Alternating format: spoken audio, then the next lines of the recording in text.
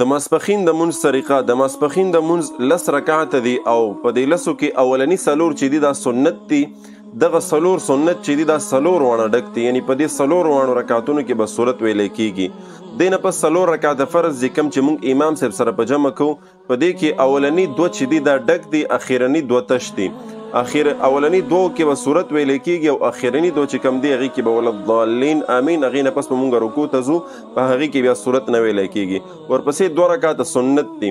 او دغه سنت چې دي دا هم ډک دي ورسره د ماسپخین د مونځ طریقه د ماسپخین د مونځ 10 رکعات دي او په دې لسو کې اولنی سلور چې دي دا سنت دي دغه سلور سنت چې دي دا سلور وانه ډک دي یعنی په دې سلور وانو رکعاتونو کې به صورت ویلې کیږي دینه پس سلور رکعات فرض دي کم چې مونږ امام صاحب سره په جمع کو په دې کې اولنی دوه چې دي دا ډک دي اخیرنی دوه تش دي اولنی دوه کې به صورت ویلې کیږي او اخیرنی دوه چې کم دي هغه کې به ولضالین امین هغه نه پس په مونږ رکوع ته ځو په هغه کې بیا صورت نه ویلې کیږي ورپسې دوه رکعات سنت دي او دغه سنت چې دي دا هم ډک دي ورسره